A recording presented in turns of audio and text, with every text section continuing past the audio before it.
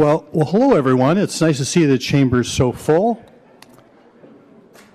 And it's a pleasure to be sitting here with my colleagues again on the dais. So the first thing I am going to do is officially call this meeting to order. Business meeting of the Kalamazoo. Trying to give some time for people to finish their discussions there.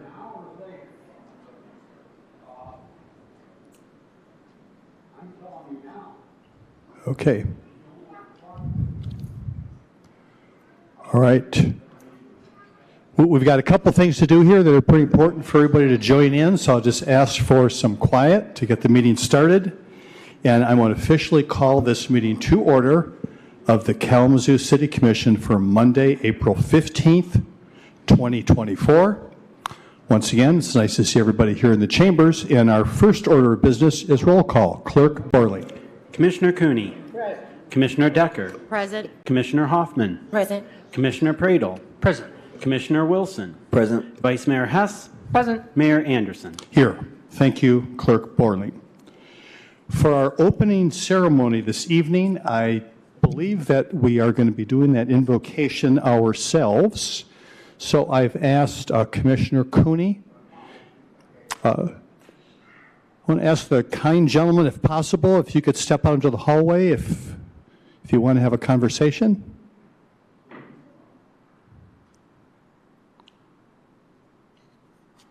Thank you so very much. We will be having our invocation delivered here from the dais. Commissioner Cooney has kindly volunteered to do that. So what I will ask is that Commissioner Cooney will just stay here on the dais when he provides his invocation. But for all of us to stand and then remain standing for the Pledge of Allegiance.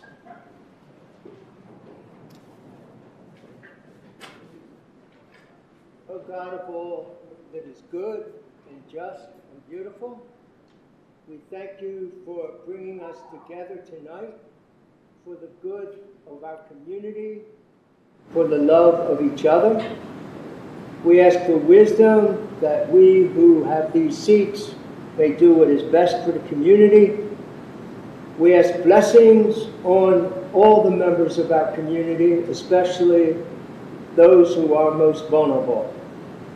We ask for peace and justice in the world, and we thank you for all the wonders that you bestow on us. Amen. Amen.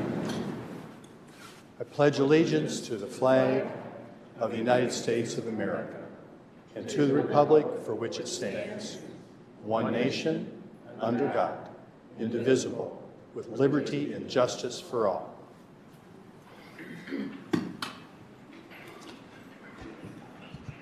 Thank you so much again, Commissioner Cooney, for helping us get off on the right foot here this evening. We have several proclamations, and our first one is for Kalamazoo Valley Community College, for Community College Month. Is there somebody here from Kalamazoo Valley Community College? Yes, there you are, Mr. Alexander. Please come forward. Vice Mayor Hess is going to read it, and I will come down to you with the proclamation here. Here we go. Thank you, Mayor. In this, our Education City, it is my distinct pleasure and honor to read April as Kalamazoo Valley Community College Month, April 2024. Whereas the more than 1,000 community and technical colleges, public and private, in the United States have contributed enormously to the richness and accessibility of American higher education. Nearly half of all undergraduate college students in the nation today are enrolled in community colleges. And whereas, by providing educational opportunities at costs and locations accessible to all who are qualified, community and technical colleges have greatly enhanced the opportunity for every ambitious student to enter a post-secondary school program.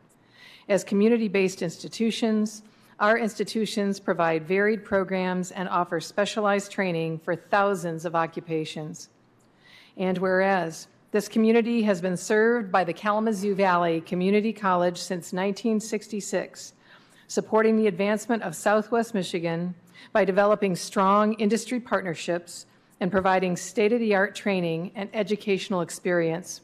And whereas Kalamazoo Valley Community College is an accredited institution by the Higher Learning Commission and is accredited by several nationally recognized programmatic accreditors, including American Culinary Federation, Committee on Accreditation of Educational Programs for the Emergency Medical Services Professions, Medical Assisting Education Review Board, Commission on Accreditation for Respiratory Care, Commission on Dental Accreditation, Accreditation Commission for Education in Michigan, for Education in Nursing, American Alliance of Museums, Michigan Commission on Law Enforcement Standards, Michigan Sheriff's Association, Michigan Department of Licensing and Regulatory Affairs, Automotive Service Excellence Education Foundation, and Michigan Firefighters Training Council.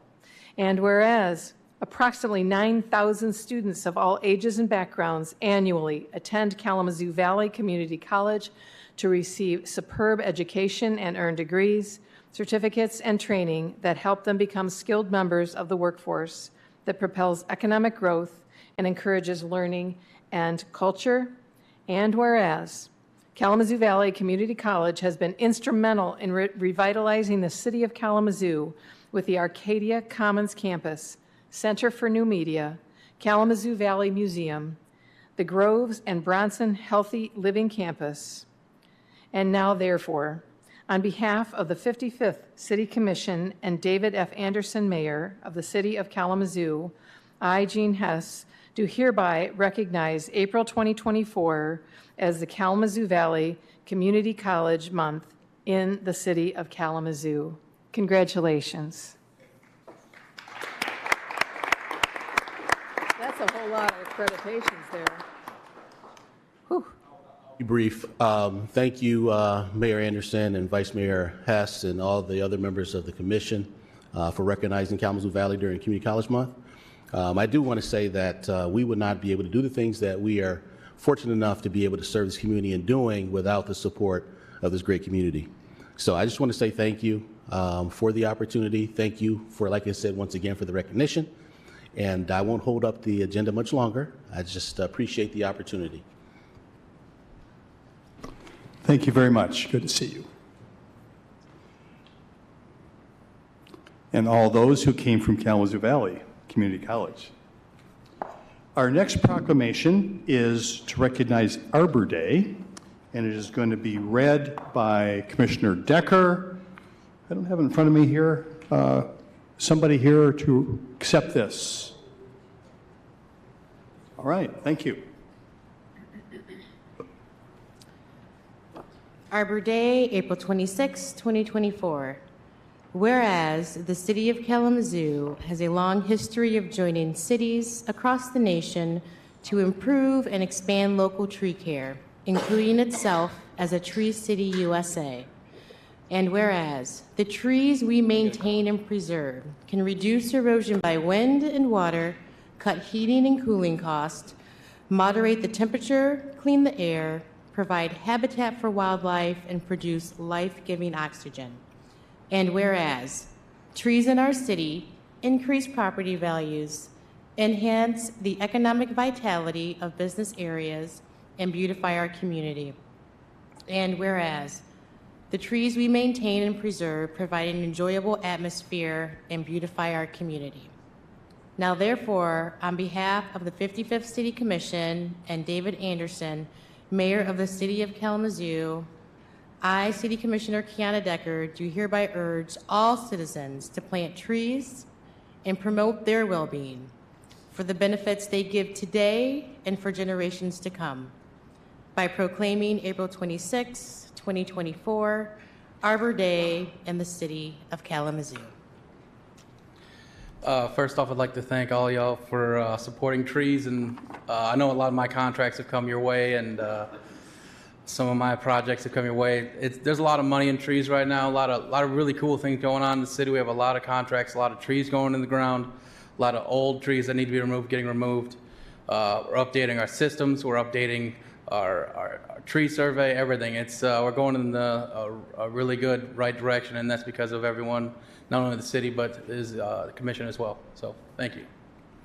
As well, join us on Arbor Day on Verberg Park. We just planted 80 trees in there, and so we're going to make sure they survive by adding mulch, watering them, kind of just like kind of showing a little bit there and there about pruning, and kind of just a good day to hang out in the sun.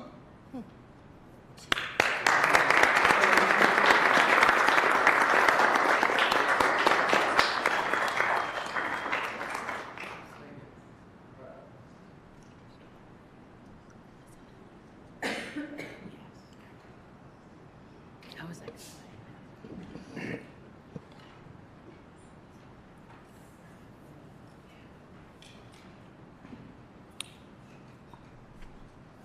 We have one more proclamation. It's for Workers' Memorial Day.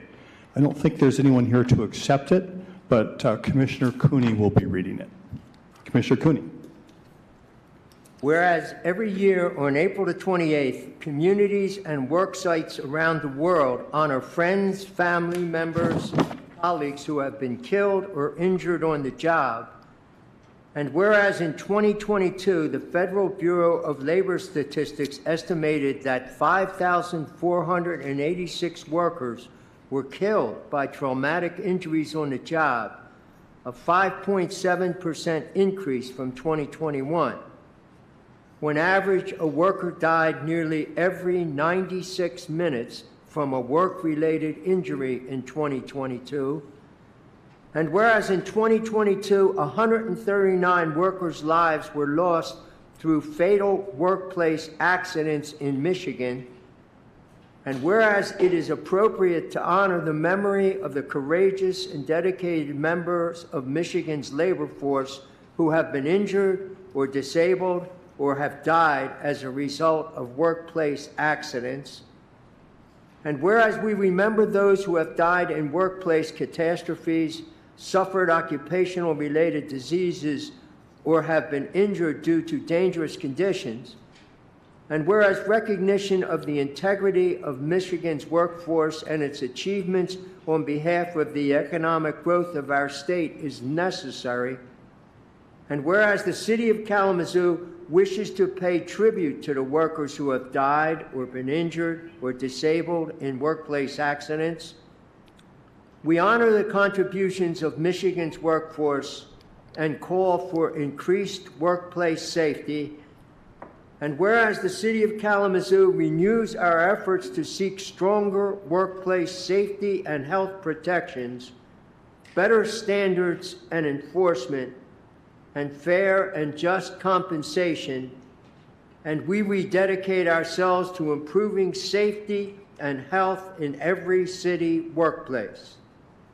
Now, therefore, on behalf of the 54th City Commission, David Anderson, Mayor of the City of Kalamazoo, we hereby proclaim April the 28th, 2024 as Workers' Memorial Day in the City of Kalamazoo, and urge all citizens to recognize and honor the contributions of Michigan's workforce and call for increased workplace safety standards.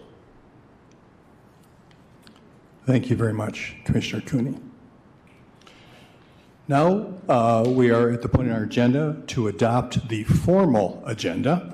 Commissioners, are there any items on G, the consent agenda, that you would like to have moved to H, the regular agenda?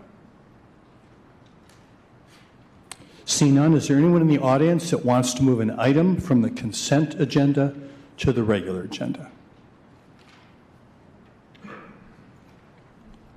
See no one, the agenda stands. Next is communication. I'm sorry? G4? Okay.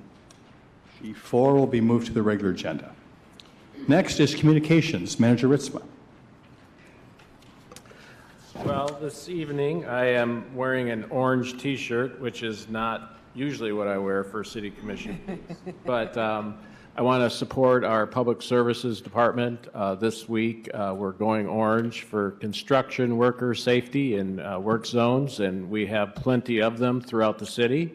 So I want to support Public Services Director James Baker, Deputy Director Teresa Johnson, and the rest of Public Services in keeping our workers safe in the construction zones. And this week you'll see a lot of orange around in support of our workers. So thank you, Mayor. That's all I have. Thank you very much, Manager Ritzma. Next is the opportunity for public comments. So this is your opportunity to make a comment here during our business meeting. If you're interested in making a comment, you can come forward, state your name and whether you live in the city. There's a place over here on the side where you can write down your name and contact information if you'd like to do that. Thank you.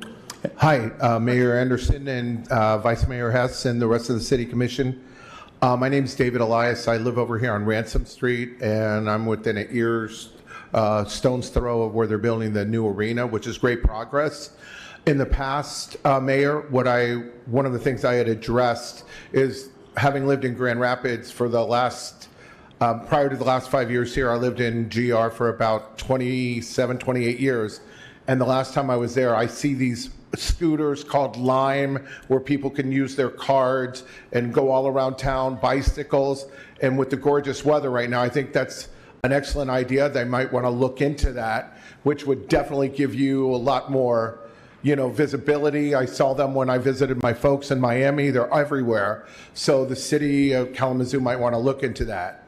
And the other thing that I know, you have a new superintendent with the school district, and you're not the school district itself, but in fact, I want to applaud the new superintendent. He seems like a no-nonsense person, and he wants to hold parents accountable for kids that aren't showing up, and I think that's phenomenal. I hope that, again, the one thing that I've always pointed at, and I wore it as a badge of honor, having been terminated in the Grand Rapids Public Schools as a substitute teacher, because I actually had the audacity to enforce rules, pulling up their pants, not cursing, disrespectful behavior, and it's sad. I think, though, as Commissioner Cooney knows, teaching that education is the best way to get people out of poverty. And school choice, vouchers, it works in a lot of major cities. They already pay into the school system, the taxes, and they shouldn't have to pay in addition to that. And the other thing I want to say, I see a lot of homeless people. I won't give them money. I work part-time for the post office. I will offer them water or snacks in my car. And one of the things they could do, especially for veterans, is to look into Warrior Tunnel to Towers project. They might be able to give a place for a lot of these veterans, homeless veterans, Tunnel to Towers and Wounded Warrior project. They might be able to build some accommodations, especially for our veterans. And it breaks my heart to see them out there struggling, but I know a lot of them are abusing the system. They'll say they're a veteran, and all it takes is a question or two to find out whether they're trying to pull the wool over somebody's eyes. I have no problem helping somebody out, but I'm not going to contribute to what help brought them to that point. And so I just wanted to pass that along, and I hope the city will adopt those measures. And I'd love to see people out and about checking out the area on those scooters and bikes. Thank you for your time. Thank you. Next, please.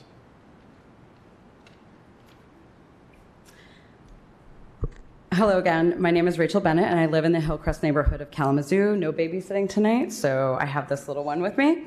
I come once again to implore you all to vote in favor of accepting funding for traffic calming measures in Kalamazoo. Traffic calming, city redesign, safe routes to school, safe streets for all are all matters of improving the quality of life for residents. Our family with 3 small children live on one of the streets set to get traffic calming interventions implemented, and we, along with our neighbors, herald these forthcoming changes. The changes have been necessary for decades. Residents on our street have had speeding cars come crashing through their front lawns. Many of us are afraid to let our children play in the front yard due to traffic volume and speeds. When I reached out to many of our neighbors who are supporters of these changes, one wrote, "I am terrified every day that someone is going to get badly injured." Beyond the obvious arguments for safety, the changes to the city's design in the last few years is a matter of economic and movement equity. Owning a car is expensive. Recent studies show that car ownership is roughly $12,000 a year. When we change the design of cities so that people can get to work, grocery stores, schools, and medical appointments by walking or biking, we are giving them an opportunity to live more fully without the thousands of dollars going into vehicle keeping. Please consider this when these proposals come before you. It isn't just about a pretty city center or new urbanism. It is about people having access to opportunities without the uniquely American burdensome requirement of car ownership. Please vote yes for these initiatives. Thank you. Hold on. Next, please. Sorry.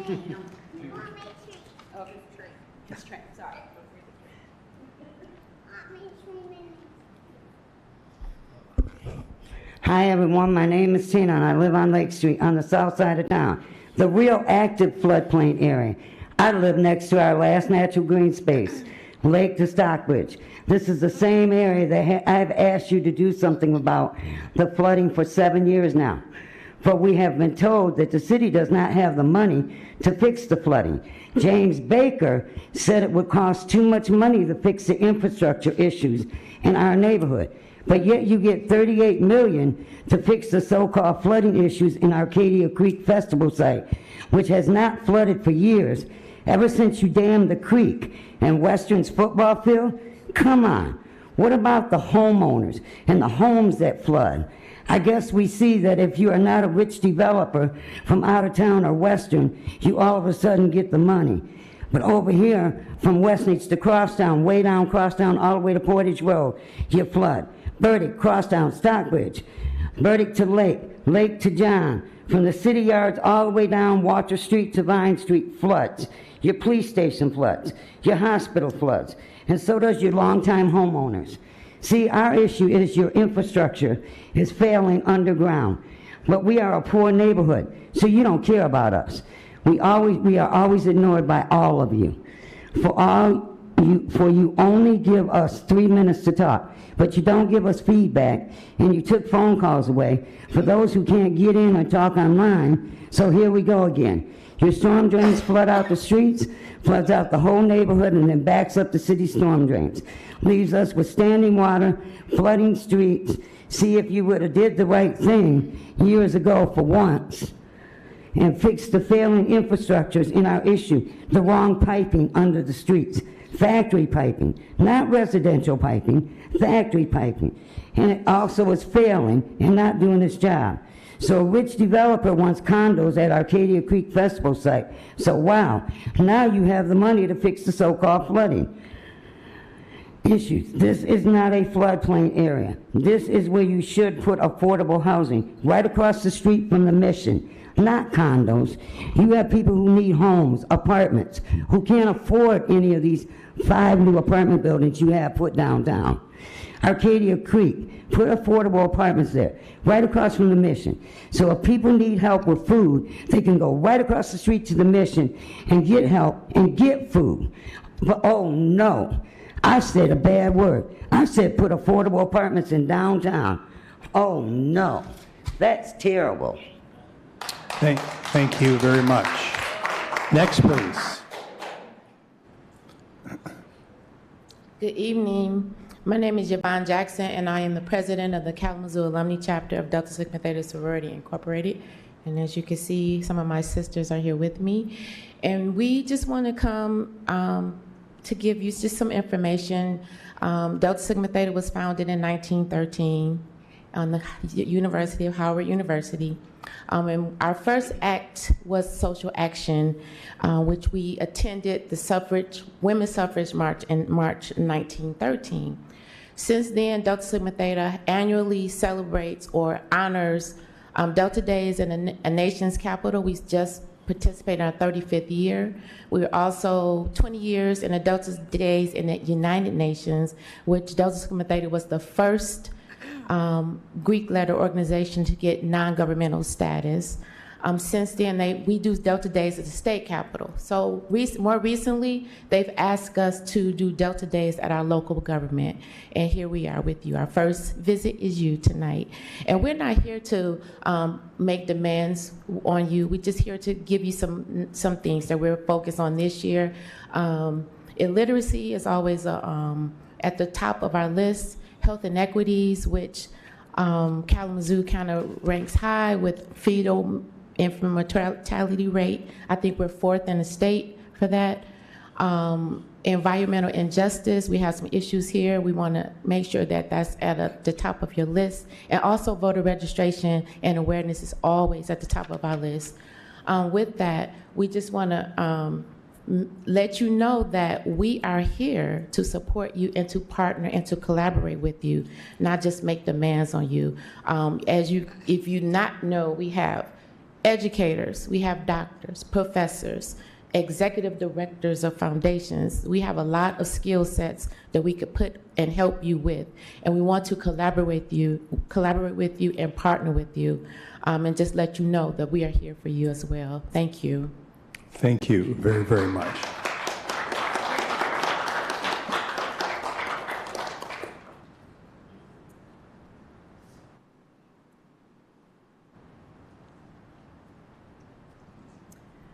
Good evening. My name is Stephanie Watkins. I'm a resident of the Winchell neighborhood, and I would like to encourage the commission to approve the projects that are on tonight's agenda to be funded by the Safe Streets for All grant.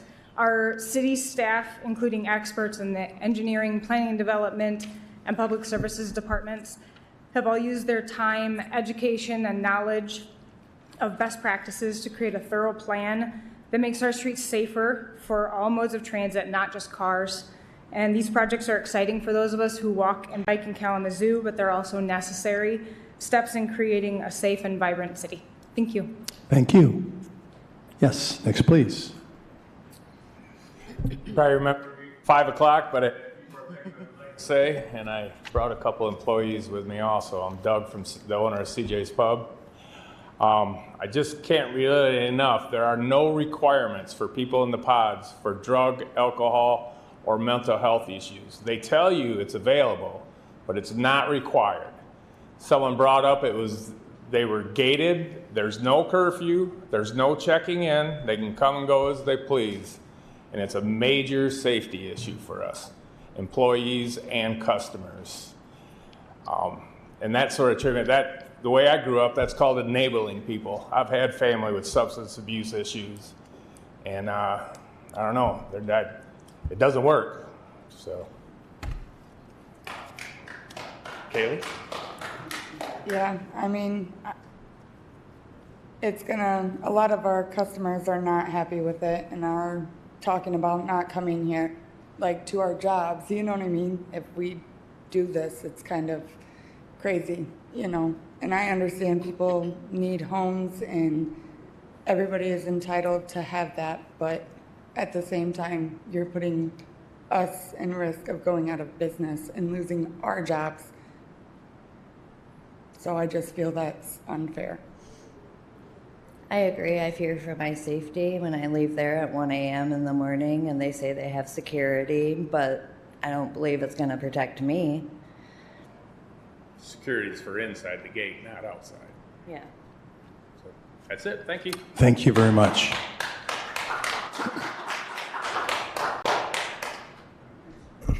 Doug Levisto, resident of Westwood.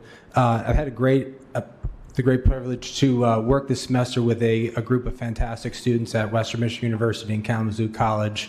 And we have partnered with the Monroe Brown Foundation to address an issue that we all are very interested in, which is retaining our top, best and brightest from our universities here into our city.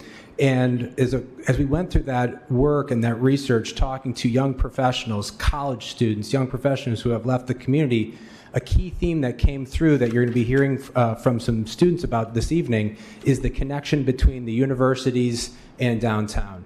And I know as an educator who is training students both from Western and Kalamazoo College in the building across the street over there at Sleeping Giant, and also as a business owner at Sleeping Giant, we want to see a more vibrant downtown, and that means being able to lower barriers for people to be able to access our great city. That means going beyond cars, and that means going beyond buses and looking at other innovative solutions around micromobility, one of which you're going to hear is around scooters. So you're going to hear firsthand from the students who were able to collect this research. What I'm asking of the City Commission is to do as much as you can, as quickly as you can, to lower the barriers and make sure that we have great scooters on our streets. It's going to provide a really fun atmosphere for everyone to be able to access downtown, no matter if you have a car, if you have the means. It's going to facilitate a more vibrant nightlife for our students and a safer way for them to get home after they've been able to frequent one of our bars and restaurants. So I just encourage you with all your great power and might to be able to get those scooters on the street as quickly as we can. Thank you. Thank you. Next, please.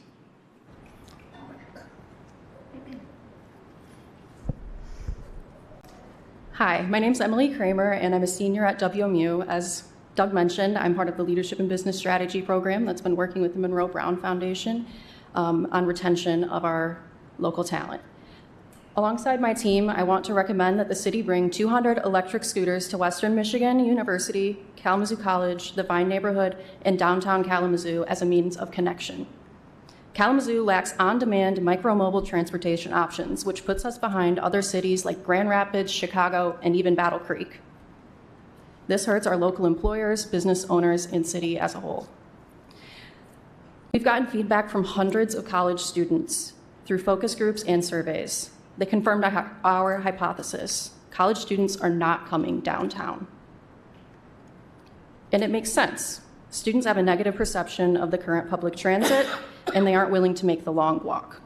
However, driving means finding and paying for parking, not to mention not all students have a car. Additionally, Uber is unreliable where students don't know if they'll be able to find one home after a night enjoying downtown. So why come at all? Over 89% of the students we surveyed said they could see themselves riding e-scooters if they were implemented.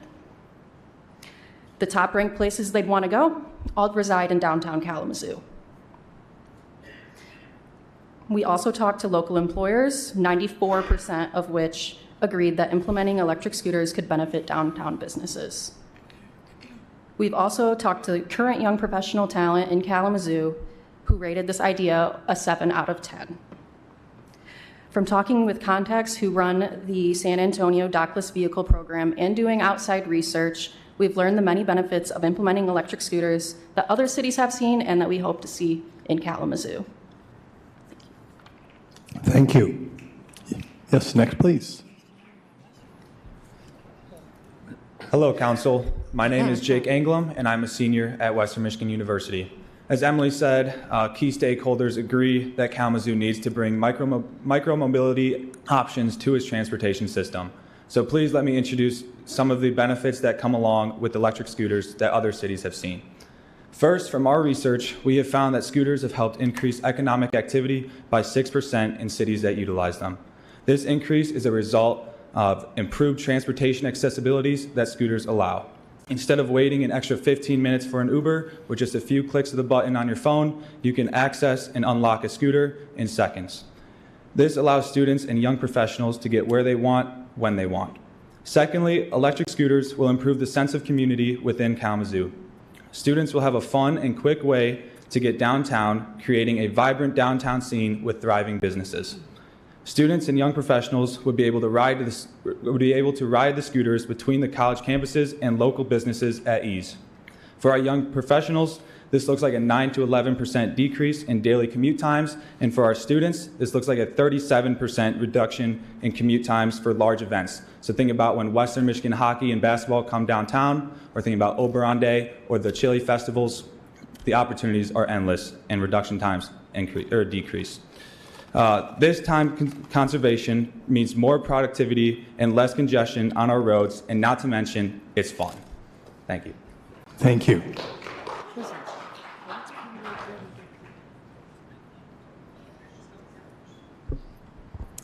Hello all, my name is McKenna Bojanowski and I am born and raised resident of Kalamazoo.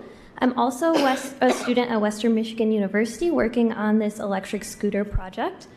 I'd like to build off of Jake's points regarding the numerous benefits of implementing electric scooters that we would bring to our community. From a sustainability standpoint, embracing electric scooters could be a game changer. Research in other cities show that 45% of electric scooter trips would replace automobile trips.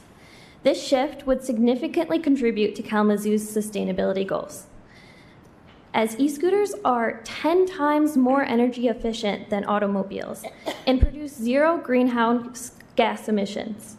Moreover, promoting public transit options and utilizing new bike lanes would further alleviate traffic congestion and reduce our carbon footprint.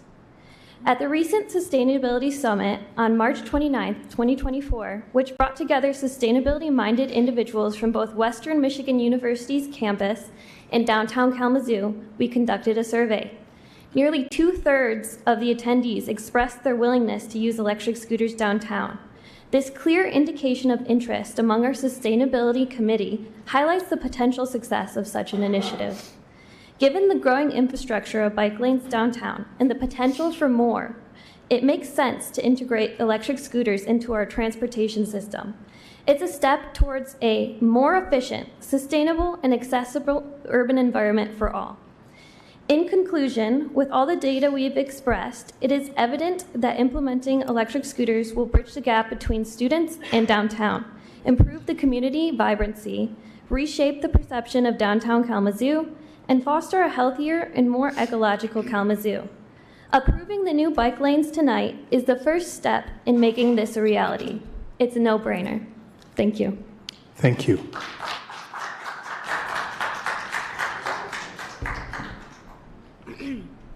Good evening. My name is Millie Boutwell. I moved here in 2022 to help support the initiative that is being voted on tonight to support safer streets.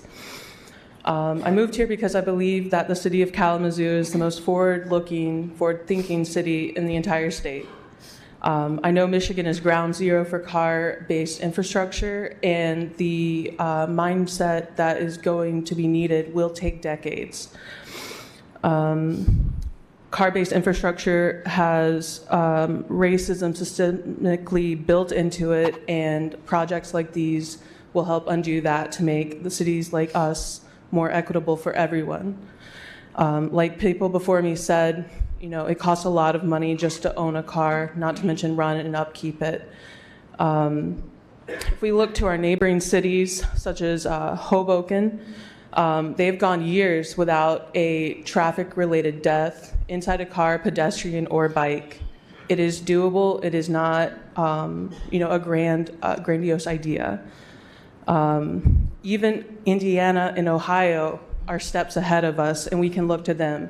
I'm not originally from Michigan, but I do know one thing I've learned since moving to Michigan is that we hate losing to Ohio.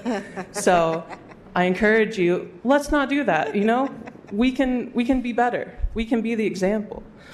Something I think that is drastically needed is daylighting of intersections to make pedestrians and anyone outside of a vehicle more easily visible, and for people who are driving to see those people as well. Let's see. There's an ongoing loneliness epidemic in our country. It's killing people. And community during these challenging times is something we cannot afford to miss out on and lose. With over 20 diverse and wonderful neighborhoods in our city, connecting them is very, very important. All of this said, the Safer Streets Initiative will not work if it is not backed up or enforced by our well-funded public safety department. That part is key. If it is not backed up by each of you, by each of us here in this body. These programs will help the city flourish and be able to tackle anything that comes our way in the coming decades, outliving each of us. 2-3 years is nothing in the timeline of a city. Just a raise of hands, if you went to any of the schools here, like Western Michigan University, raise your hand. And if you want to come take a bike ride with me or walk with me, please let me know. Vice Mayor Hess, I saw you at... Thank you. Hello, John Jamros. I live in the Hillcrest neighborhood. I'm back again just to voice my support for the Safe Streets for All. I hear that my street is coming up, but it can't be soon enough. There is it's not safe for my kids to play in the front yard of my residential neighborhood. There is a telephone pole that's starting to look like the Leaning Tower of Pisa, not because it was sunk wrong, but because cars keep hitting it. And every winter they drive too fast for the road that they're on and they lose control and they hit it and it slides down. And I'm actually thankful that it's there ruining their cars because hopefully they won't do it again, and it's protecting my children. So I know you guys are pushing forward with the Safe Streets for All stuff, and I really appreciate that, and I want to thank you for that. And also, I wasn't going to talk about this because I knew nothing about it, but I will very briefly say for the scooter folks, I was in Chicago and they piloted the scooter program, and it was amazing, and it was a lot of fun, and a lot of people did use them. They're just laying around. You just pick it up, tap your phone to it, and off you go, and it really helps people without cars or people without bikes or anything like that. So anyway, thank you. Thank you.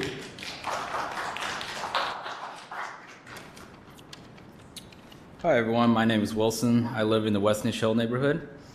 Today I would like to encourage you to approve the contract for pilot cycle track installation on Laval Street and Stadium Drive and development of Safe Street for All intersection upgrade and pedestrian safety plan. Promoting urban planning projects often relies on an inspiring narrative. What are we as a community trying to accomplish? And how do we want our neighborhood to evolve?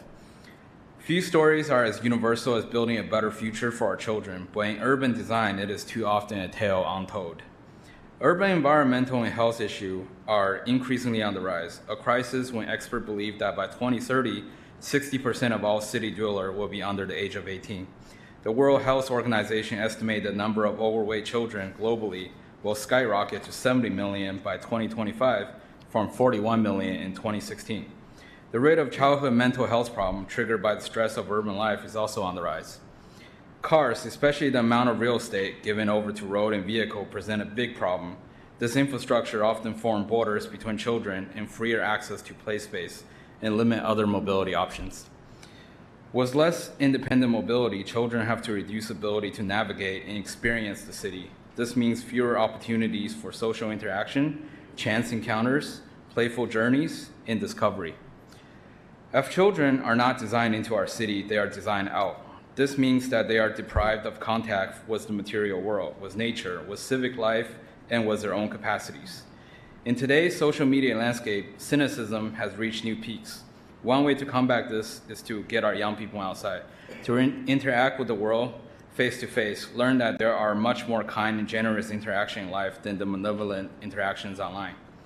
You cannot have those interactions while be moving inside a private car. You have to move around foot or bicycle and look at people in their eyes. Be able to open your mouth and be heard and be open to hear others. I would just like you to remember, children are an indicator. If we can build a successful city for children, we will have a successful city for everyone. Thank you. Thank you.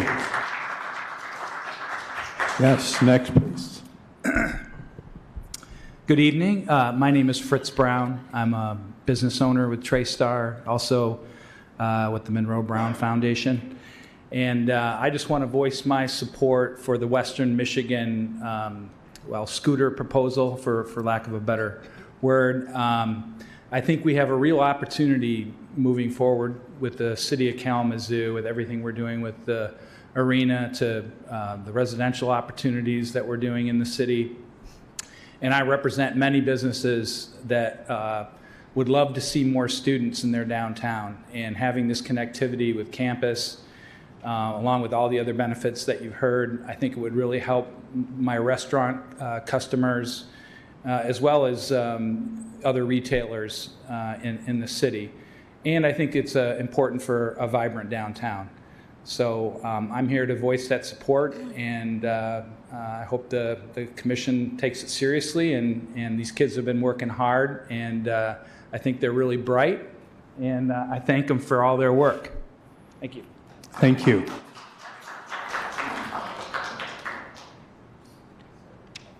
All right. Hello? All right. Good evening, commissioners. I do want to say one thing. As a former Ohioan, Michigan does beat Ohio, so you guys do have that for sure. I can confirm that. I was in Columbus, and we are actually beating Columbus, in my opinion, in things like the protected bike lanes and everything, even though they have much bigger population than us. But I am here tonight to voice my support for the line items G3 and G4 respectively.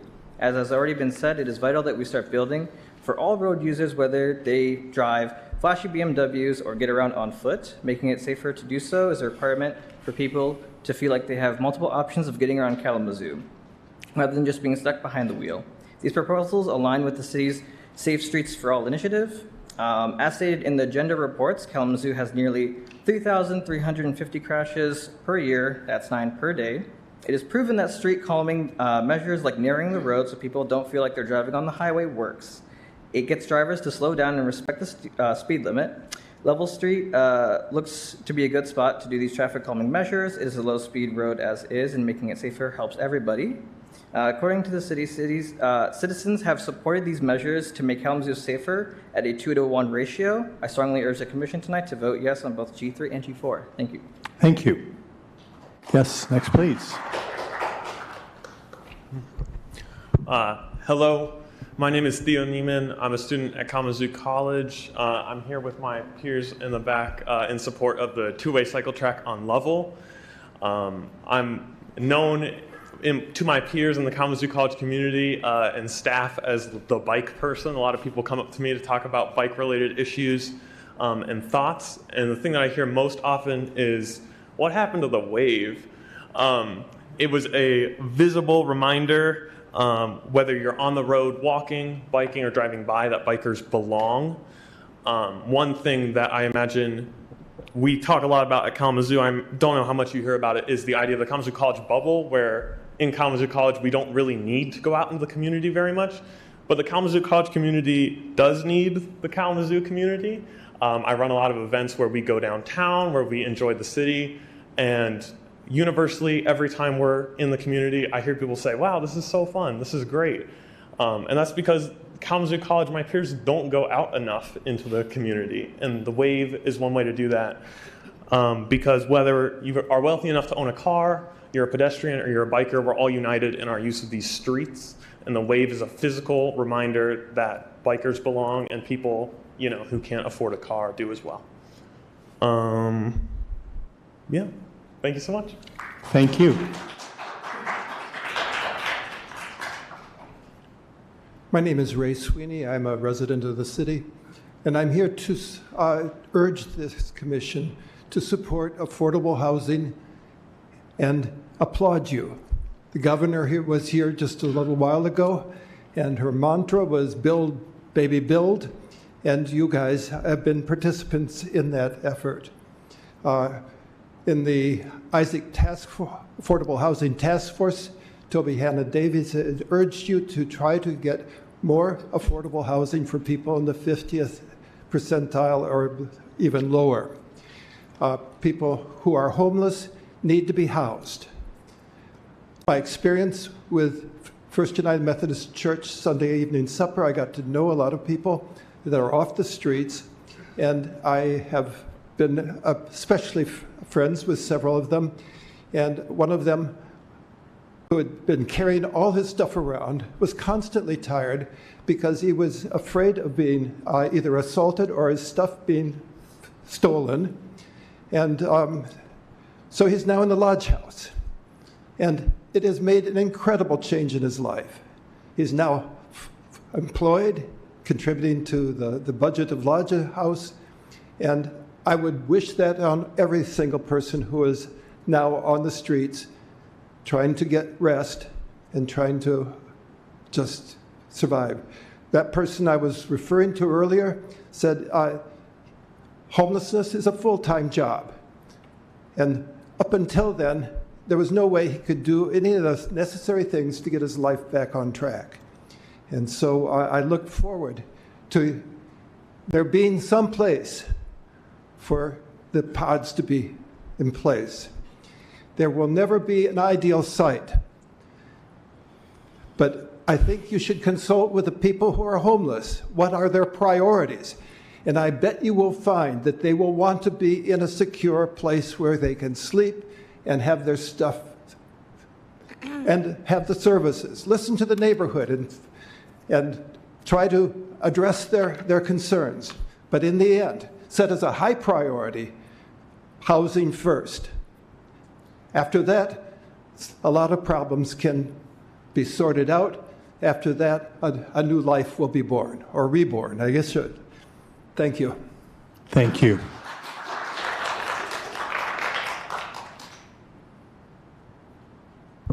Hi, my name is Ann Sweeney, also from Kalamazoo. I'm reading a message from Charlotte Davis. Good evening to our mayor, vice mayor, city commissioners, and staff. My name is Charlotte Davis with Isaac, and I apologize for not being able to join you this evening. For the past few years, Isaac has been at the table around housing equity work, along with valued partners, including the city of Kalamazoo. We continue to be grateful to then Vice Mayor Patrice Griffin for sharing her housing brief some years back, as that was the needed catalyst for this work and ordinance. That commission passed the housing equity ordinance unanimously. Some of you were there. Thank you. I want to thank all who are speaking, sharing, and lifting questions, support, and concerns tonight. I was grateful to see a myth and fact sheet about the place of dignity, Kalamazoo Pod, on HRI's website. I encourage all of you to view this good document if you have not already. Dr. King said the beloved community was not devoid of conflict, but free of violence, and that practices and policies were infused with love, abundance, hope, and equity, so that all are held as beloved. Dr. King spoke with a people-centered lens and with the understanding that some are not always valued in our society. This, unfortunately, is still true in Kalamazoo. In 2018, we facilitated and listened to those impacted by housing inequities. Those who sat, ate, and talked with us were mothers, fathers, brothers, sisters, family members, grandmothers, and grandfathers, including those who had different abilities that impacted housing accessibility, who had past convictions years ago that still impacted housing, who worked hard, even 2 jobs, but couldn't find housing or couldn't afford the multiple fees and costs, who had left unhealthy relationships and or had evictions, thus having a hard time finding housing, whose health concerns impacted their housing. It's 2024. May those valuable voices not be in vain. This is an opportunity for us to have, as a community, to have real conversations and listen deeply around this project. Those working on this project want to listen and share answers to your questions. A key lesson from my parents and my faith is that if one of us is struggling, then we all are struggling. That village mindset, putting yourself in others' shoes, can help us move in an impactful manner. While money has been invested in housing, which we appreciate, we are still seeing disparities. So now is the time to collaborate and to lean into equitable, creative, and new ideas. I believe that the place of dignity, PODS, is just that. Thank you. With my apologies to Charlotte. Thank you. Next, please. Good evening, everyone. I'm Lisa Garcia, the AVP for Community Partnerships at Western Michigan University. WMU enthusiastically backs the allocation of funds from the Safe Streets for All traffic calming grant towards enhancing our community's connectivity. We firmly believe that investing in the city's infrastructure and bridging gaps in our cycling network will facilitate more meaningful interactions between our nearly 16,000 students and the diverse businesses and communities in downtown Kalamazoo. Currently, many of our students primarily rely on public transportation or personal vehicles to reach downtown Kalamazoo, both of which pose accessibility challenges. By prioritizing street improvements, including enhanced lighting, sidewalks, and the addition of bike lanes, we not only enhance community cohesion, but also ensure our students feel safer navigating the streets and neighborhoods between WMU and the heart of Kalamazoo. Ultimately, Broncos don't merely enroll at WMU, they embrace Kalamazoo, invest their resources here, and often choose to remain post-graduation, contributing to the city's future. It's imperative that we foster a sense of belonging and connectivity for our students, and this crucial investment in infrastructure will instill a deeper sense of pride in the city they proudly call home. Thank you. Thank you. Hello, I'm Sophie Decker. I've been a resident of Kalamazoo in the Arcadia neighborhood for all 20 years of my life, and I'm also a Kalamazoo College student. As a Kalamazoo College student, I'm very happy to see the expansion of connecting the Kalamazoo College area and the Vine neighborhood with downtown. But as an Arcadia neighborhood resident, I'd like to see more attention being paid to the eastern side of Western's campus in the Arcadia, Drake, and West Main area. I'd like to see more accessible modes of pedestrian travel in that area after the work at downtown is complete. As the main places that my household goes to shop is the West Main retail area, and with the pre-existing paths that run along Arboretum Parkway up to Drake and down to Howard, it makes an extension to that path leading up to Drake and the West Main area seems like a natural next step for that. Especially since it's a neighborhood that houses an elementary and middle school, providing more ways for our kids to get out safely and comfortably to those areas and get them out of the neighborhood would be an important way to make sure that they feel connected to the city that they live in and make sure that they feel thought about as part of the community rather than just being stuck in their neighborhoods. Thank you. Hello. Good evening. My name is Maddie Jordan Woods. I live at 902 West Patterson. I am here tonight taking off my hat for the North Side as a chairperson of the North Side I'm so used to saying that, I just retired, for the North Side Cultural Business District. At our last meeting, James Baker and his team came and did a presentation on how the project was going. And when there was a snag in the project that it looked like they were not listening to the residents, James Baker, he took the time to go back to where the starting was and everything. I'm here tonight to thank James for treating us as being important and making sure that the communication between the city and those who have chosen to volunteer to make the Northside Cultural Business District a success. So that's what I'm hearing, and James didn't know I was coming. I just want to say that. My second thing is that I've been listening tonight and hearing all the comments on the safe streets, and I think it's great. But some of the comments that I heard about a successful city for children, I heard about some not being valued. I want to bring back to that the Powell Library closed. It closed during Black History Month. A library is a place where our children, your children, and anyone else's children, they get their first introduction to workforce development, to being part of a community, and having the audacity to dream. I hope that we do not let this important part of some children who needed access to information just keep slipping away. Thank you very much. Thank you.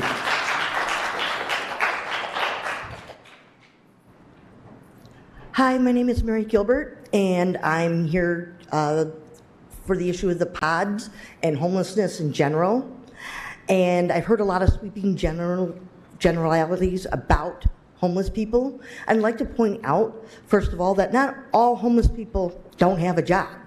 Not all homeless people are drug addicts or alcoholics, and they don't want to be homeless. There's many reasons people end up being homeless. I ended up homeless myself. I got a divorce, lost everything, ended up living in my car. Things like that happen. A lot of bad things happen to some very good people that's beyond their control. People get sick, people lose their jobs. There's domestic violence issues.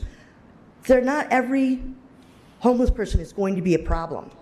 And not every homeless person wants to live in a tent in the woods. And I think that the pods are an important project, and I think they have to go somewhere. And like the gentleman said earlier, no place is going to be ideal.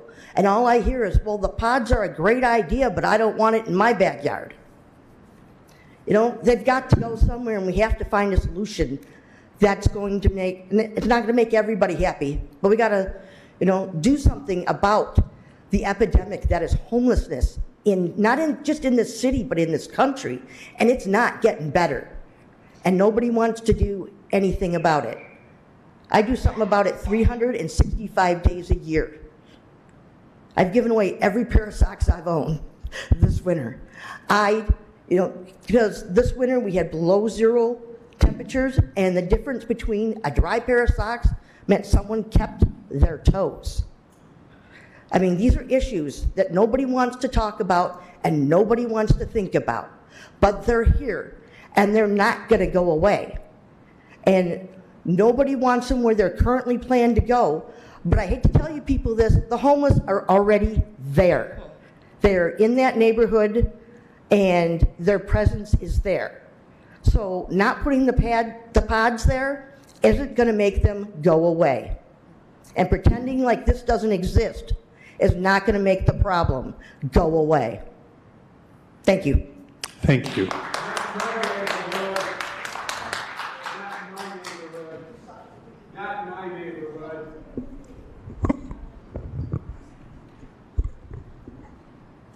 Hello, I'm Carolyn Peshek, and a few years ago my sister and I spent 3 years traveling to all 50 states studying hunger. And in the process, we talked to many homeless people. One of them was, at that point, the head of food services at GLIDE, which is a huge social services organization in San Francisco. He had been homeless. And he, as Ray said, told us that homelessness is a full-time job. You have to queue for food, you have to queue for meals, you have to apply for benefits, you have to walk places. Most of them didn't have cars. You have to find a warm place in the winter, a cool place in the summer to be, and you have to keep your belongings safe, and you have to find a way to keep yourself clean and your clothes clean. That leaves very little energy to do anything else.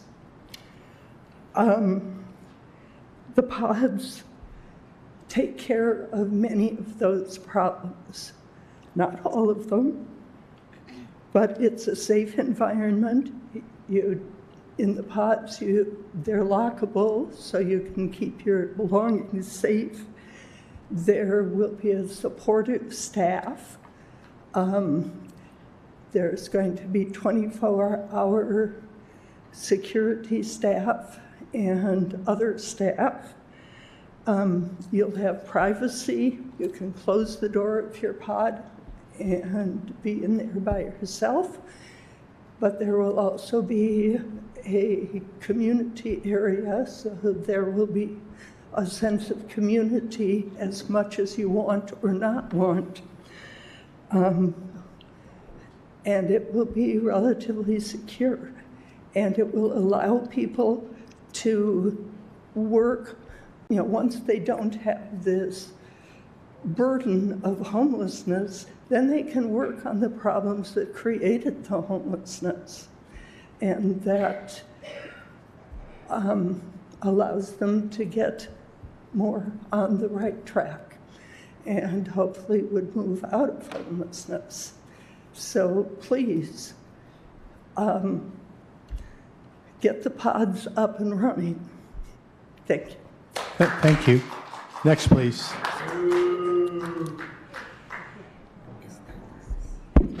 Since we are recognizing trees, there are mature trees at the natural watershed at 209 East Stockbridge, or what the Lift Foundation is calling Hawthorne Park. Currently, funding has not been awarded for that project, and I think it would be a good time to take a step back and consider the bigger implications of global warming and climate change. Many cities are now considered urban heat zones because they have slowly but surely completely developed their green spaces. This is very tied to gentrification. Kalamazoo, especially the city, should take note and require MDEQ reports, and I assure you, with the ever-increasing flooding, especially for the working communities, this is not a good idea, and developing would push out residents from this area, and that by definition is gentrification. According to the Consolidated Plan of 2019 to 2023, prepared by the Community Planning and Economic Development Community Investment Division, it says that Midwestern populations are already experiencing adverse health impacts from climate change, and these impacts are expected to worsen in the future. This risk is especially high for people who are less able to cope because of age, income, and social connectivity. Climate change is expected to worsen health conditions by increasing the frequency and intensity of poor air quality days, extremely high temperatures. So I assure you that we desperately need those mature trees in 209 East Stockbridge, especially because the report continues. One of the greatest threats of climate change for low and moderate income households in Kalamazoo will be increased flooding. Keep in mind that Kalamazoo currently has one of the worst environmental crises in terms of air quality in the nation with graphic packaging, and it's close to 8 schools. We really need to consider prioritizing our dwindling green spaces, especially those with mature trees. Thank you, Commissioner Cooney, for meeting with us about passing a resolution supporting rent stabilization. It was not easy for my friends to be vulnerable while telling you about their struggles with renting in Kalamazoo and how rent has increased $400 to $600 from one month to the next. I encourage all of you to meet with us in the same community. Planning says that there is not sufficient housing for extremely low and low-income households in the city. This is for households earning between 0 to 50% of the median family income, and not what is considered affordable housing in Kalamazoo, which is 80 and 60% AMI. Over 50% of Kalamazoo's population is paying 30 to 50% of their income towards housing. This means that they aren't able to afford basic needs, such as medical care, utility, foods. And those pods are a very clear example. Those voicing negative stereotypes of the houseless people are wrong. The houseless community is not everyone has substance abuse problems, and actually there's a lot of working community that is houseless because of the rent crisis. People are one crisis away from losing their housing, and many people have frozen during the winter. Juliana's is run by Trump supporters. I want to make that clear, and every other establishment that is Trump supporting, we should not be going there, okay? Because they have racist and outdated views of houseless people, and it's not okay because the working community needs. Thank you. Next, please.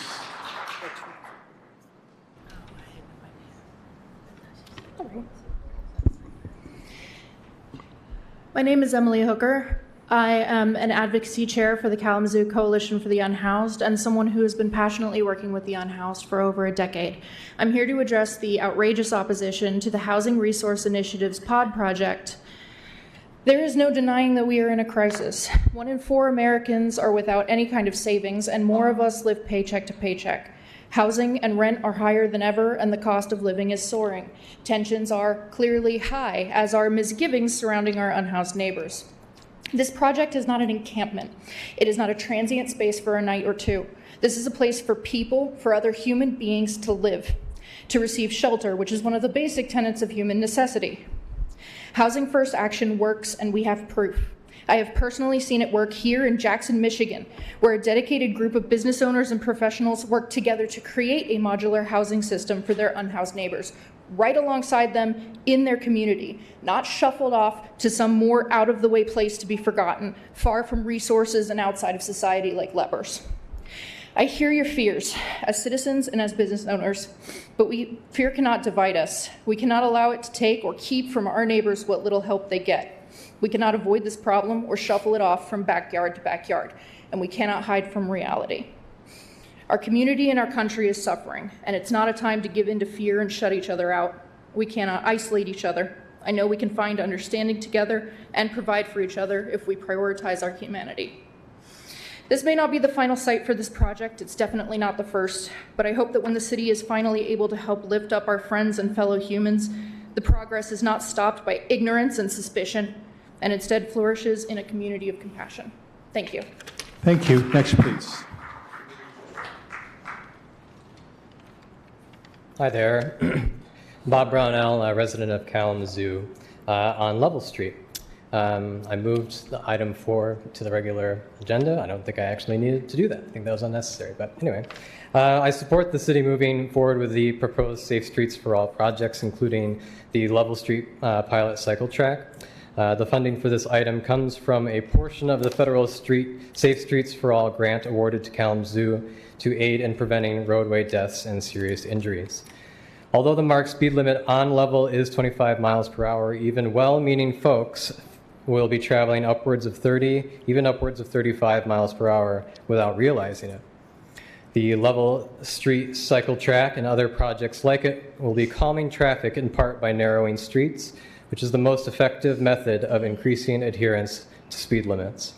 With calmer traffic and dedicated bike lanes where our residential neighborhoods meet with our campuses and business districts, our city will become more connected, less car dependent, and safer for all. Thank you. Thank you. Next, please. Hello, sorry for adding on to the end of the line. I saw everybody groan a little bit when I stepped up a little late. I just wanted to say thank you all for all of your work. I recently moved here from a really miserable city in Florida, and in part I picked this city in Michigan because of all the phenomenal work that you guys are doing. So thank you very much. You made it a very easy decision for me. I guess there was a lot to talk about tonight, but I've heard a lot about the e-scooter program, and I'm not sure what the city's stake in this is. I was under the impression it was for the university. But being from a miserable town in Florida, I have kind of like a cautionary tale. Anecdotally, my alma mater is a place called Florida Gulf Coast University, and we have those scooters. It's not necessarily comparable to what the system would be here. This sounds much more comprehensive, and I have no doubt the integrity of the research that the students here have done. But pursuing my economics degree, my research showed that most of these scooter trips in the cities that I looked at, which are more southern cities, they replaced mostly bus trips and walking trips. And if we're trying to activate downtown people on scooters, they're also a lot less safe.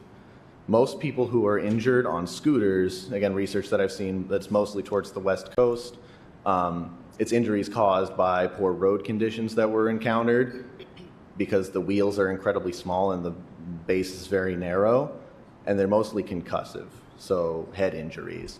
Whereas we think that cyclists and other automobiles and pedestrians, it's typically a concern about a stray automobile or something like that.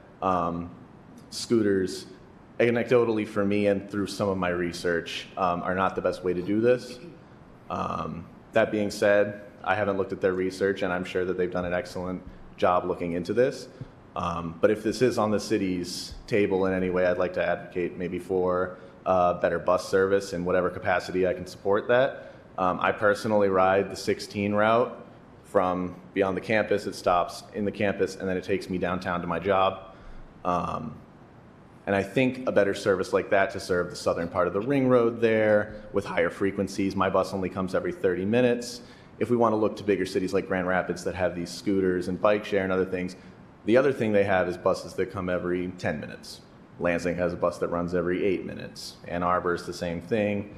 I think that this is a much more equitable thing. My personal experience is that buses are more accessible. Micromobility is something that we need to tailor to people. Some people need scooters because they're disabled, and they're just generally not a toy, but micromobility needs to be tailored more in my personal experience. So if this is on the city's agenda at all, I would advocate for better bus services across the broader spectrum. But Thank you. Next, please. Hello, my name is Richard Barkley. I live at 2007 Eccleston Avenue. I don't know what you people are thinking about putting a homeless encampment in my neighborhood for. This is a city problem, not a township problem. You're talking about putting homeless people in my neighborhood. I've been dealing with homeless for the last 3 years. They're breaking into houses. They're squatting in houses. They're living at the end of the street I live on. They wander the neighborhood all hours of the day and night.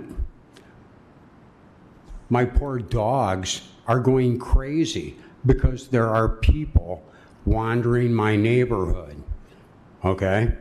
Now, do you want these people in your neighborhood? I think you probably don't. But maybe you should have. If you insist on putting this project at the end of the street in my neighborhood, which is less than 1,000 feet from my home, I will be personally pulling a parade permit, and I will be in your neighborhood, with a picket line. Okay? You understand that, right? Your neighborhood, all of your neighborhoods. I don't care. You know, I'm an old person. I'm retired. You know, I can do this. This is my job. My job is to see that this does not happen to my home. I've had people stealing from me. They've been stealing from my neighbors. They've squatted in my neighbors' homes after they've died. You know, do you want this for your neighborhood? Honestly, do you want this for your neighborhoods? Well, I don't want it for mine either anymore. That's all I've got to say. Thank you. Next, please.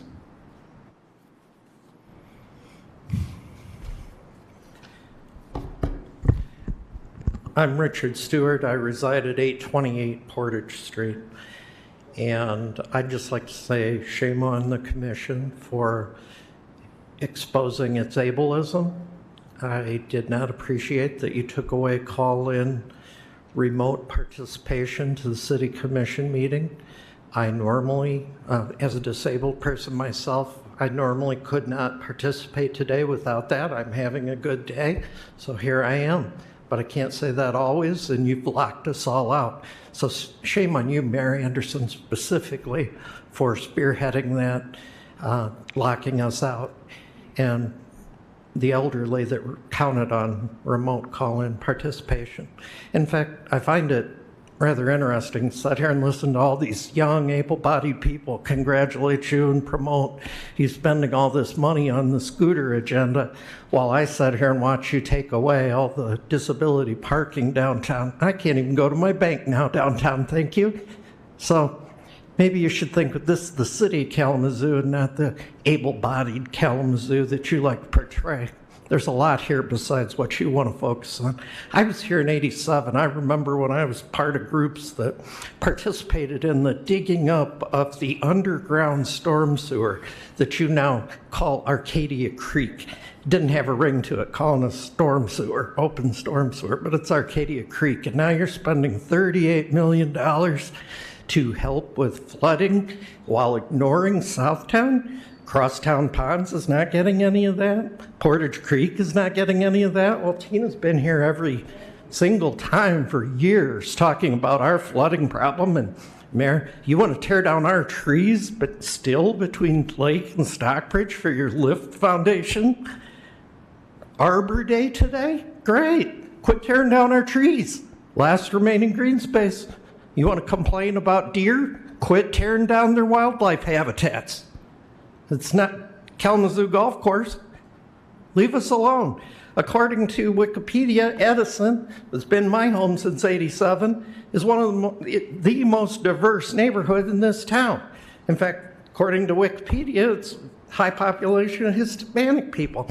So I have to ask, why did HRI's 3 choices for a site to put this shed encampment, concentration camp of homeless, all 3 were picked in Edison? They were told no, but they keep coming in one neighborhood. Now, The police do a great job here of protecting us, but they are overwhelmed in our neighborhood. When is enough for one neighborhood? We are filled with homeless people. What is enough? Sharing. Sharing. Thank you. Next, please.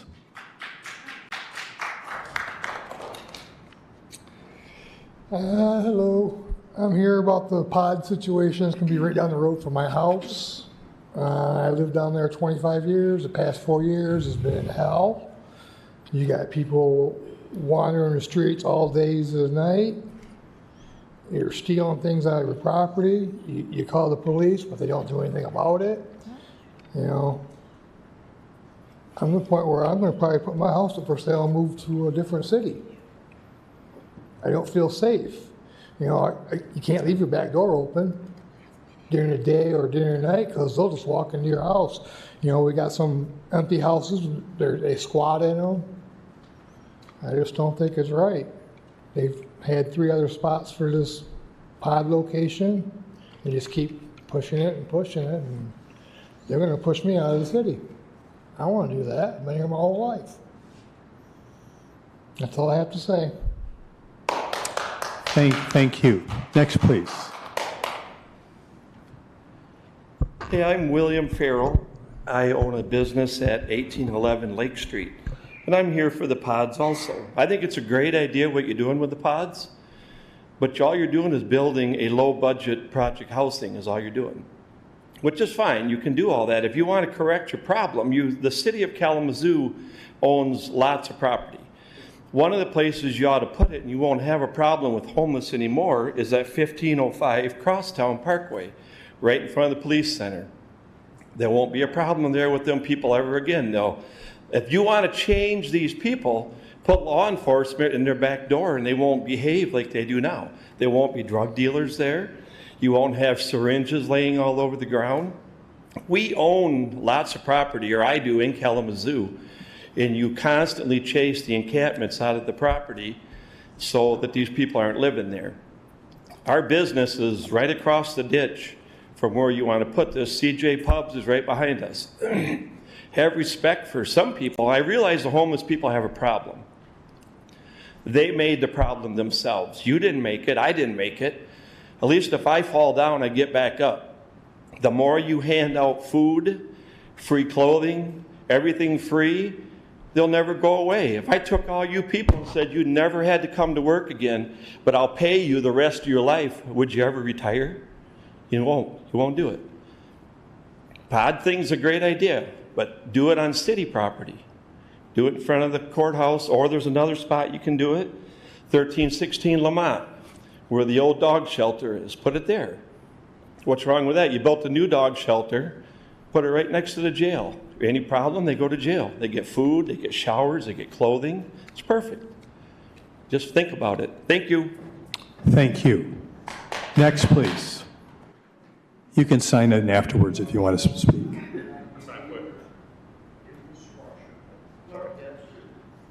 Hi, my name is Steve Slaughter. I'm here. I work at Juliana's. I'm here to speak against the pods. I do agree with a lot of people. Homeless definitely need help. They're not all bad, but all that's going to do is bring more of the negative ones into that neighborhood. We already deal with them harassing all of our elderly people on an almost daily basis. I mean, how'd you feel if like your grandparents or daughters were coming in there to work or eat and just getting harassed by people that are not even necessarily need help, but are like junkies? And I don't know, man, it's actually sad. Like, there's so many of them there. Like Doug was saying, the waitresses don't feel safe leaving at night. I get there in the morning and they're in all the parking lots already. Like, all that's going to do is bring more people in that need like help that's not going to give them. Thank you. Thank you. Next, please. Evening again, Toby Hannah Davies, city resident. One of the speakers at your meeting at 5 o'clock mentioned that the gospel mission always has beds available. And I want to say that the Gospel Mission is a wonderful place for some people who need shelter, but it's not right for everyone. How would you do sleeping in a very large room filled with bunk beds for 80 people? Or if you hadn't earned the right yet to get a bed, how would you do in a large room with 80 people sleeping on mats on the floor?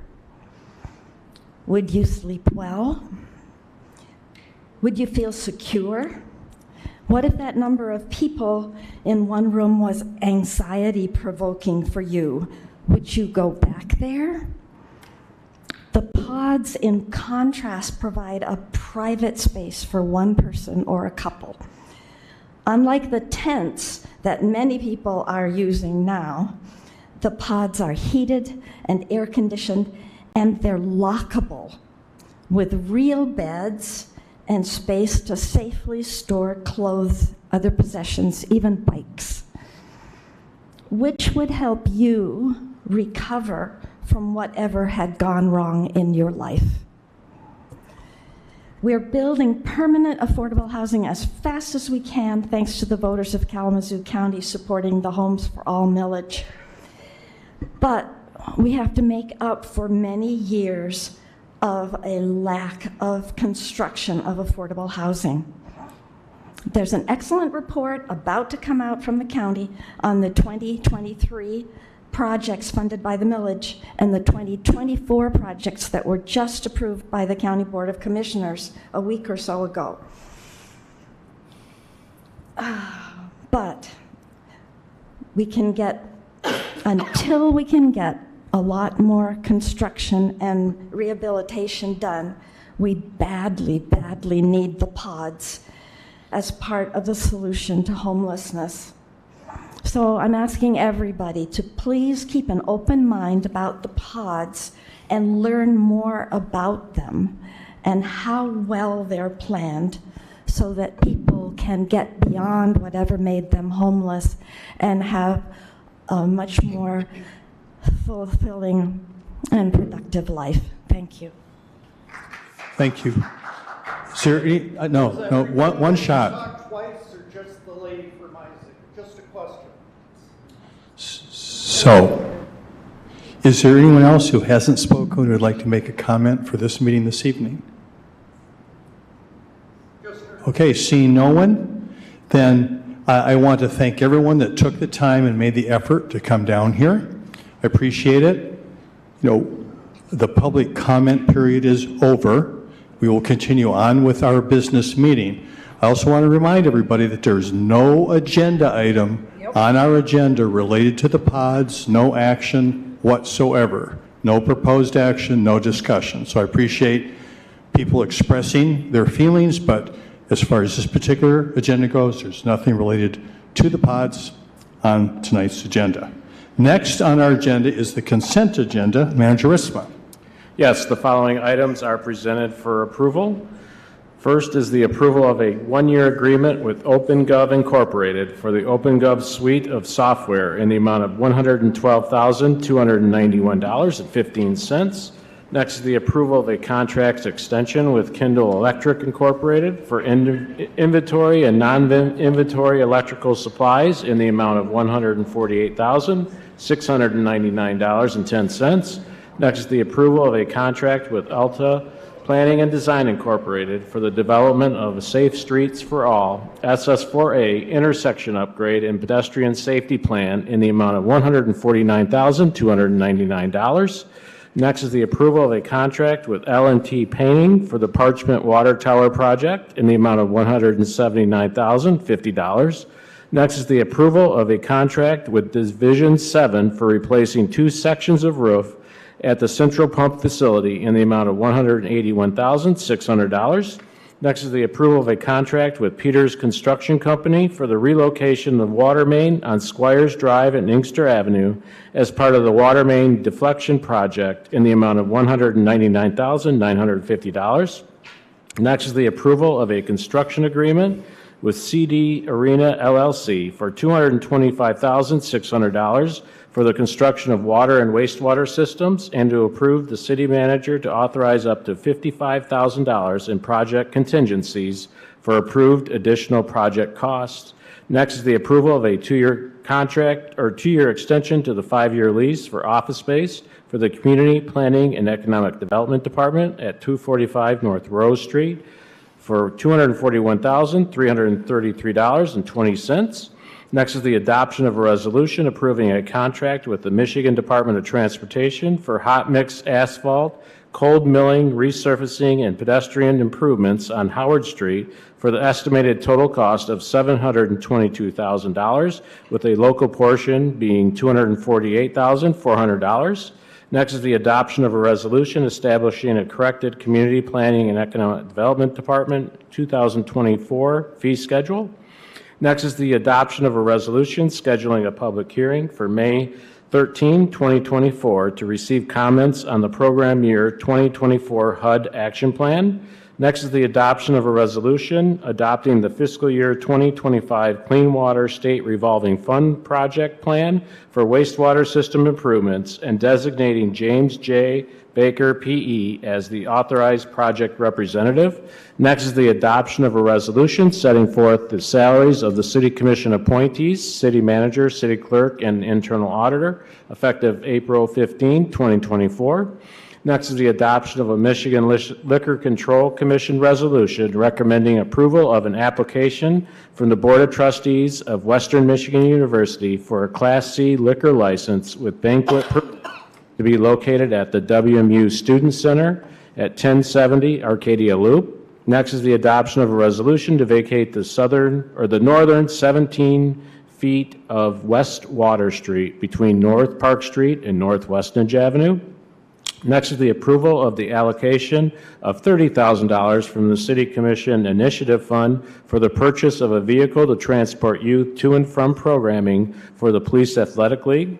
Next is the approval of the fiscal year 2023 and fiscal year 2024 budget amendments and acceptance of informational reporting on capital project carryforwards and grant acceptances. Next is the approval of an amendment to Recycling Partnership Multifamily Grant Agreement and an amendment to the grant budget in the amount of $100,000.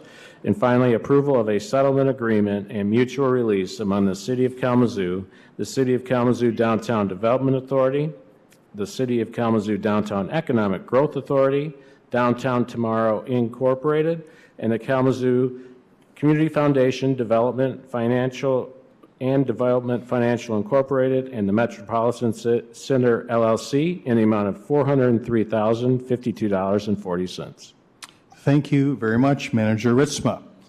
Commissioners, the requested action is a motion to approve items 1 through 3 and 5 through 20 and authorize the city manager to sign all related documents on behalf of the city. Is there a motion? Motion made by Commissioner Cooney. Support. Supported by Commissioner Decker. Clerk Borling, please call the roll. Commissioner Decker. Yes. Commissioner Hoffman. Yes. Commissioner Pradel. Yes, but I'm going to abstain from G12 because of my employer. Commissioner Wilson. Yes, abstaining from 8 and 16. Vice Mayor Hess. Yes, and I'd just like to note that in number 14, our city appointees also include the city attorney. Mayor Anderson. Yes. And Commissioner Cooney. Thank you, Commissioners. Items on the consent agenda are approved. We're now down to H, the regular agenda. First item on the regular agenda, Manager Ritzma. Approval of a contract with Ferguson Waterworks for annual purchase of miscellaneous water inventory in the amount of $1,172,536.86. Thank you, Manager Ritzma. Is there a report on this item? No presentation, but we have our Public Services Director available if there are any questions. All right, thank you so much. Are there any questions for Public Services Director Baker at this time? Seeing none, now is an opportunity for...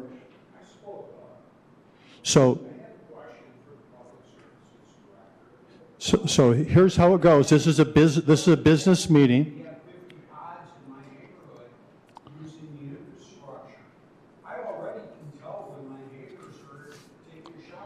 So this is an opportunity for you to speak specifically on this item.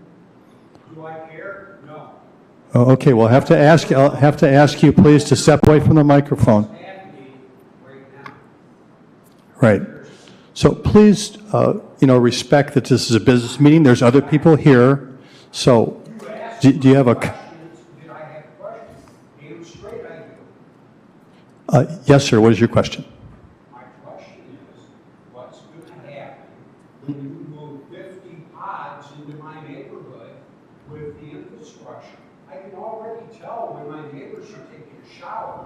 So you move 50 pods into my neighborhood, what's going to happen? Thank you very much. So Clerk Borley? Yeah. So you just started the timer on this then? Okay, thank you. So this item is the approval of a contract with Ferguson Waterworks for annual purchase of miscellaneous water inventory in the amount of $1,172,536.86. So is your question related specifically to this action? You don't send me shit. Okay.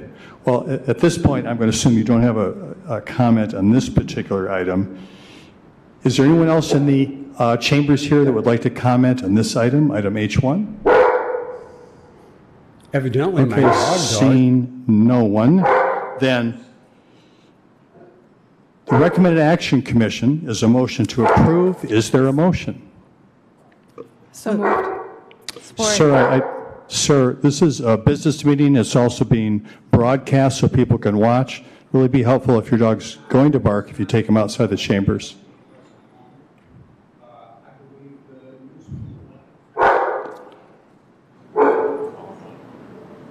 So I need some assistance up here. Let him arrest me. Come on now. Seriously. So this business meeting needs to move along. Our next agenda item here, is making a motion, taking care of this. So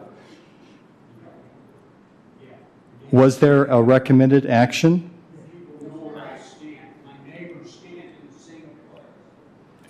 Thank you, gentlemen. Second.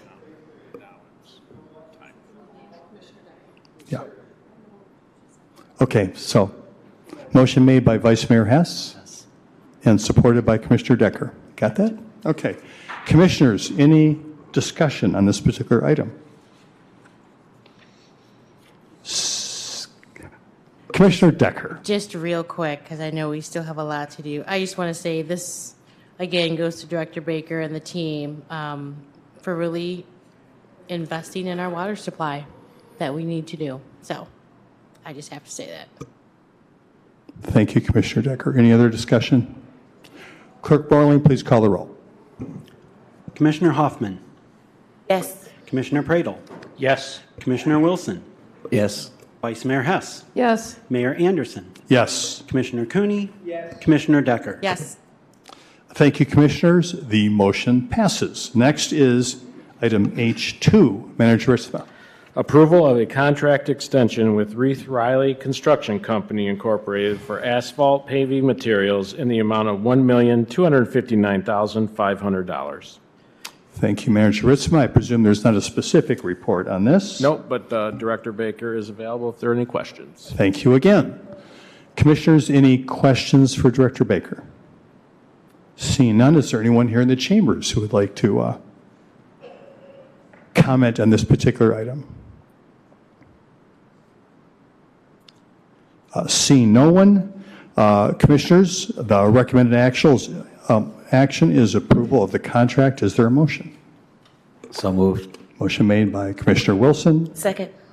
supported by Commissioner Hoffman. Any discussion, Commissioners? Seeing none, Clerk Borling, please call the roll. Commissioner Pradle. Yes. Commissioner Wilson. Yes. Vice Mayor Hess. Yes. Mayor Anderson. Yes. Commissioner Cooney. Yes. Commissioner Decker? Yes. Commissioner Hoffman? Thank you, Commissioners. The motion passes. We now have a third item on our regular agenda. It was item G4 on our consent agenda. Manager Ritzma. Approval of a contract with Rathco Safety Supply for pilot cycle track installation on Level Street and Stadium Drive and the restriping of Portage Street in the amount of $167,383.10. Thank you very much, Manager Ritzma. For anyone who was interested, there was a rather long presentation on this that happened at our Committee of the Whole, which will be available to watch online if you would like. But at this point, I presume you're not prepared for any special additional presentation. Commissioners, any question for Manager Ritzma? No. Seeing none, is there anyone here in the chambers who would like to ask or make a comment on this particular item? I'd like to ask if there will be a turn lane when the restriping happens on Portage. A turn lane is really badly needed at Phillip Street, which is the entrance to Heritage Senior Living Community, where I live now. And with the new building there, it's added 80 more apartments with people going in and out of Phillip Street there. So I'm hoping there will be bike lanes out Portage, and I'm hoping there will be a turn lane. There's a turn lane for people turning onto Miller, but Phillip Street is very close to Miller, and there's no turn lane, and it feels very scary to stop and wait for traffic there because you're making people behind you very annoyed.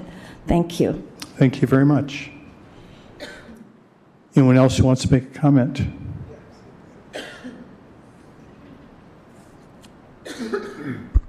Paul Sutherland, 109 North Berkeley, Kalamazoo, member of the Kalamazoo Bicycle Club, and I sit on several of CAT's committees.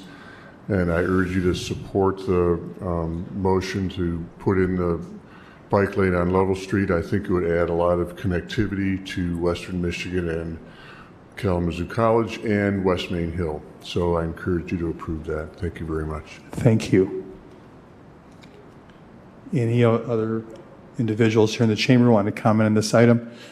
Director Baker, do you happen to have an awareness about the Portage Street restriping?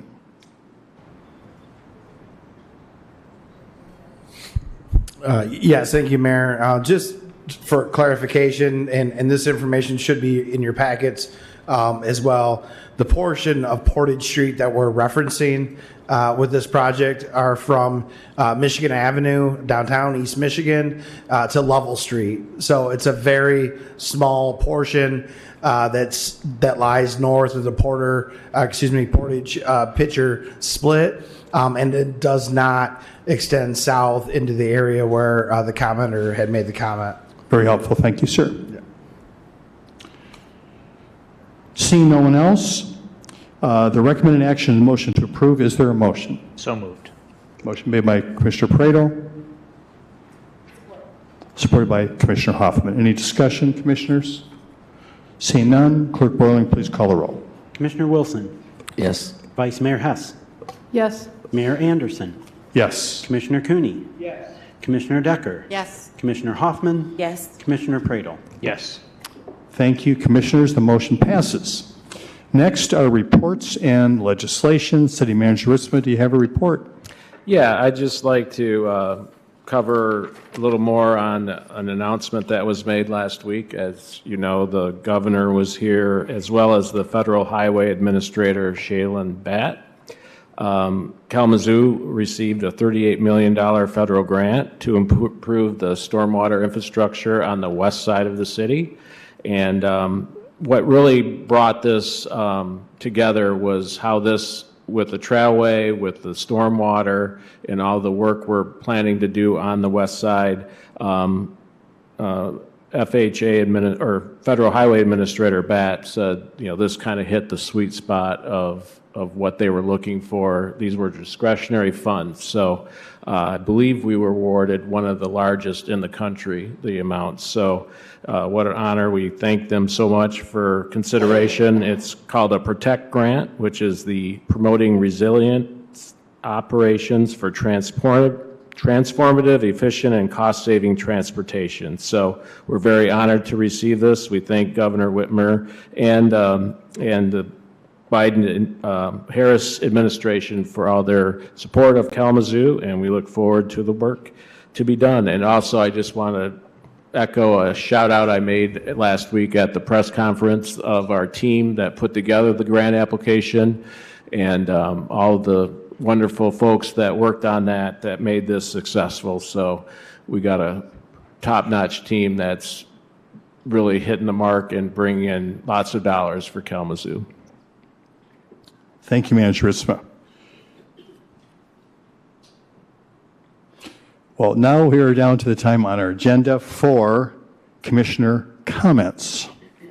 So now is the opportunity for any commissioner who would like to make some comments. Does anybody want to start? We are a crew of polite people. Okay. I'll fight to get back to line. I'll go ahead. Okay, Commissioner Decker. Thanks, Mayor. So thank you, City Manager Ritzma, for again speaking on the $38 million that we received, because that is, I believe, as Commissioner Hoffman says, transformational for our community in certain areas. What we're doing is we are improving our infrastructure to be able to support the growth in housing and economic development, to be more inviting to all of our community, and to attract talent that can help us improve our city and keep the knowledge here. Last thing is I want to give a shout out to the CPED team and their inspection team for helping me out in the bind today. I appreciate you guys. I also want to give a shout out to the Shell gas station on the corner of Michigan and Westnedge. They were also very instrumental in assisting me this evening. So thank you. Thank you, Commissioner Decker. Commissioner Hoffman, yes. Thank you, Mayor. We've heard a lot today about the POD project and people that are unhoused. I just want to put this out here again. Housing is a human right, and the POD project is not a city project. It is a project of Housing Resources Incorporated. And so people keep talking about the PODs as if this is something that the city is doing, and that is just not true. The notion of othering human beings is a disservice to us all. Everyone deserves a place to live. The POD project is one of many, many options that could be beautiful for our city. It's not the only one, but it is one that could really change lives and save lives. We do not want to see another human being die outside in the cold because they had nowhere to go. So when I hear all of the rhetoric around who the homeless are, one lady was very poignant today. Not everybody that's unhoused is an addict. They're not alcoholics. They don't have mental illnesses. People are suffering because the cost of living and the pay equity has not kept up together. And so we must do something that we've not done before. To think that we're going to continue to house people in the way we did decades ago, those days are done. So we must be creative in our thinking while permanent affordable housing is being created. We must do something about it, and we have a responsibility. And sometimes we're going to have to get used to the tension. Tension allows us, and it teaches us that we can grow. So let's keep the conversation going. Let's not shut down, but stay open to the possibilities of what our community should do and what we can do. It is important that we get people off of the streets. It's important, and one suffers, we all suffer, and we need to really understand that. Housing is a human right. Thank you, Commissioner Hoffman. So would anyone like to go next? Yeah, Commissioner Wilson, yes. Thanks, Mayor. To echo off of Commissioner Hoffman's statements, progress is often halted by fear. and listening to your concerns. I understand, but some of these fears remind me of in the past how, people that look like me had been unfairly prevented from accessing certain neighborhoods or getting housing, and come to find out a lot of those fears were unrealized once the integration happened. So to echo what Commissioner Hoffman says, I just ask the community to keep an open mind, to lead with compassion and love, and just like Commissioner Hoffman said, not put a blanket stereotype over any section of our community just based off of fear. Thank you, Commissioner Wilson. Commissioner Pradel. Thank you, Mr. Mayor. Just wanted to think there was someone who was a commenter. I think there were 2 kiddos in the audience tonight, and I still appreciate especially parents who take the time to bring their kids to these public meetings, because they will remember that forever. They'll remember that the adult in their life stood up and shared what matters to them most. So thank you to parents who do that. I also think that something that I remember somebody telling me at some point, I can not remember who it was, but they said something to the effect of, the day you should be concerned is when the day that these seats are empty and the podium you can hear crickets at. Because it is concerning that people don't care about something enough to show up and share what they're thinking about. Tonight we saw a room packed full of people, and you just think about cataloging all the different issues that people brought to the podium tonight. I mean, it was a wide-ranging, diverse range of topics that people brought up that they care about, and I think that really speaks to the health of our community, that people care enough to show up, but also the fact that if they didn't feel like what they had to say mattered, they probably wouldn't waste their time. Earlier tonight, during our committee of the whole, we heard from one of our senior engineers from the city, George Ware. And if you get a chance to listen back to this presentation, he did a tremendous job of humanizing the impact of the Safe Streets for All work that we're doing. He really painted a picture about how when we're talking about numbers of people who are impacted by road injuries, whether they be in the vehicle or outside of the vehicle, that's somebody's loved one. And he used a statistic where he showed that in the span that we've had vehicles, that there have been something like over 4 million people who've died in vehicular-related crashes. And you compare that in that same period that something like 1.3 million people have died from all the wars that we fought, violent conflicts around the world. I mean, just think about that for a second. And so, but that kind of leads me to my next point about just humanizing people.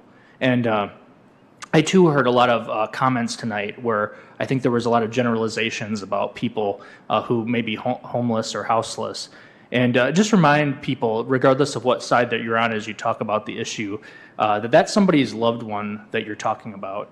That's somebody's dad, that's somebody's sister, that's somebody's daughter. It's somebody that is loved by somebody. And to generalize a group of people is a very dangerous prospect, irregardless of what group of people we're talking about. When you hear words like them or that group, it concerns me. And I just hope that irregardless of how people feel on some of these issues, that they keep that in mind when they speak about human beings and people in our community. That's all I have. Thank you, Commissioner Pradel. Commissioner Cooney? Thank you, Mayor. I think my colleagues have spoken eloquently. I just wanted to end with a quote from Dr. King.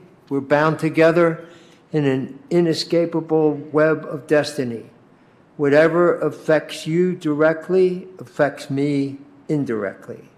I cannot become all that I am meant to be until you become all that you are meant to be. Thank you, Commissioner Cooney. Vice Mayor Hess. Thank you, Commissioner Cooney. Appreciate that, and I really appreciate my colleagues up here. Just a few things. Wearing orange as well. I decided to wear a nice orange shirt, but that's the city orange shirt. I decided to go orange in support of National Work Zone Aware. Oh, there you go, Commissioner. And Commissioner Hoffman, kind of. A little bit of orange in there. This is the start of National Work Zone Awareness Week. It's an annual spring campaign held at the start of construction season from April 15th to 19th to encourage safe driving through highway work zones, and I will say work zones throughout the city. The key message is for drivers to use extra caution in work zones, an especially important message for the public services, as a large majority of our work is performed in work zones. Attached are some, we don't need the statistics, but as workers in those zones, everyone should maintain a safe work zone driving through them, please. And be constantly aware of your surroundings. As a driver, everyone should follow all work zone laws and be mindful of every worker in the work zone. Many of our workers that work for the city of Kalamazoo are on these roads, and they're wearing bright green or bright orange. Please, please drive safely in our work zones. And Wednesday, the city will be celebrating that day. That said, and that goes along with George Waring's presentation on safety and roads, and then also the proclamation for Workers' Day that we had at the beginning of the meeting. Here in our education city of Kalamazoo, Commissioner Hoffman and I had the great privilege of visiting Arcadia Elementary School a week ago Friday, and we talked to Miss Caterino's class. Miss Caterino's class had sent all of us commissioners a letters, and they singled us all out, but we went and talked to them, and they were engaging. These fifth graders are the future of Kalamazoo, and they've got it going on. They had suggestions for us. They had really well thought out questions for us, and they're concerned about the houseless in Kalamazoo. They really wanted to know, and they wanted to know how they could help. And what we told them was that, you can walk in the walk, the HRI walk, which was this past Saturday. I don't know who chose to do that, but the children want to help, and the children want to be involved. Let us make sure that we are role models for those children as well, because it does take a village. I appreciate the Deltas coming forward tonight and volunteering their services for the greater good of the city. Thank you, Deltas. And thank you to all the students who came here from Kalamazoo College, from Western, to speak on behalf of our Safe Streets for All. That's civic engagement, and I appreciate Commissioner Pradel bringing that up, is that, yes, it is a scary night when there's no one here and there's no engagement. So while we are all here longer, it's a much better conversation with you involved. So thank you for everything. Thank you, Vice Mayor Hess. First of all, I appreciate everyone who did attend our meeting this evening. It was nice to have our chambers full, and I know there are people who watch this online as well, so I appreciate you that pay attention. Just a reminder is that this is the business meeting of the Kalamazoo City Commission, and yes, it is a somewhat structured meeting. We have an agenda. We have specific actions that we take, and that is demanded of us. We are supposed to publish an agenda in advance of our meeting, and we are required to take actions in public, not in secret. So that is the work that we do here, and it, granted, is not informal. There's a structure to it, but there's another purpose in our meeting, which is required of us as well, which is to allow an opportunity for public comment, which we do at every meeting when we're together. There's always an opportunity for public comment. I just want to remind people is that it's our intent that this is a safe space for public comment. I appreciate that people are clapping, I get that, but what that seems to open the door for is for people to boo as well. And that's not something that's acceptable here. You should be able to come up and make a comment and not feel like you're in some way, going to be, discouraged from doing that by booing, encouraged by clapping. I get it, clapping's nice, but there's a reason to limit that kind of just general outburst so that people can have the opportunity in a safe way to come up and express their opinions. Related to all that, I want to give a real shout out to our own public safety department, specifically related to the meeting this evening. Chief Boyson, I see you walking in. And what happened here this evening, which we all witnessed, which is somebody feeling perhaps that he wasn't being heard or wasn't getting his point across or wanted to make sure he had more time, and he was having difficulty understanding that there was a structure to the meeting and he had his time to talk, and that things looked like maybe they're going to get a little out of hand. There were some emotions there. And who do we ask in those times in our community to please do something about that? Public safety. And thank you for being here. Thank you for doing that not only tonight, but throughout the community every day, 24 hours a day. And I also want to remind anybody who's paying attention was that the approach from public safety was the approach that they take into every interaction, which is an attempt to de-escalate. Not make things worse. Find a way to get through it where people remain safe. So thank you again for that. I appreciate that. I do want to recognize Gwendolyn Hooker. We're talking about all different ways that we are responding to the need for housing. Gwendolyn Hooker, who has a nonprofit here in Kalamazoo and has been persistently working on a project for, I think, 7 years now. I think that's the length of time. A vision that she had about having what's called tiny houses. They look a little bit more like little houses to me now, maybe, than tiny houses. Once again, to allow people to have a safe, decent, humane place to live. And that project is coming to fruition. There was a wonderful groundbreaking for that.